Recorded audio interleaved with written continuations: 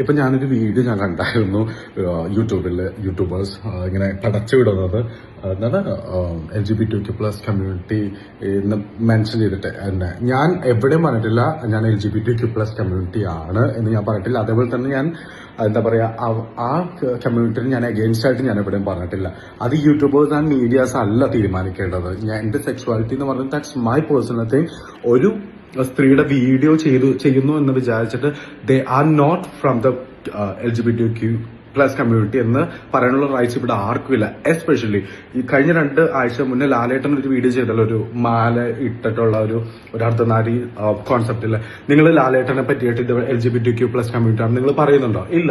അതേപോലെ തന്നെ ദിലീപേട്ടന്റെ same video ഞാൻ ചെയ്തു, മയമോഹിനി ആൻഡ് ചാന്തുപൊട്ടിന്റെ ഒക്കെ ചെയ്തിട്ടും നിങ്ങൾ ആരെങ്കിലും മൈക്ക് പൊക്കി പിടിച്ചോണ്ട് നിങ്ങൾ LGBTQ+ കമ്മ്യൂണിറ്റി ആണെന്ന് മെൻഷൻ ചെയ്യുന്നുണ്ട്. That's really wrong. ഈ ഒരു കോൺസെപ്റ്റ് മാറേണ്ടിയിരിക്കുന്നു. ഞാൻ സത്യം പറഞ്ഞിട്ടുണ്ടെങ്കിൽ ഞാൻ പോകാൻ വേണ്ടി നിൽക്കുന്ന ഈ സമയത്താണ് ഞാൻ പറയുന്നത്. കാരണം നിങ്ങളല്ല തീരുമാനിക്കേണ്ടത് LGBTQ+ കമ്മ്യൂണിറ്റി ആണോ, ഗേ ആണോ, ബൈ ആണോ.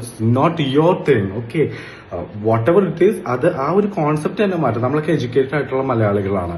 അപ്പൊ ഒരാളൊരു ലേഡിയുടെ വീഡിയോ ചെയ്തെന്ന് വിചാരിച്ചിട്ട് they are not coming from the LGBTQ+ community. And also എന്താ പറയാ, നമ്മള് ഒരു ഫെമിനിൻ മാനേഴ്സ് ഉണ്ടെന്ന് വിചാരിച്ചാൽ അവരും അങ്ങനെ ആവണമെന്നില്ല. ഓക്കെ, ഒരു വലിയൊരു പുരുഷനാണെന്ന് വിചാരിച്ചിട്ട് അവരൊരു പൂർണ്ണത എത്തിയ സ്ട്രൈറ്റ് ആവണമെന്നും ഇല്ല. So use your brain. Okay, bye guys, love you, by.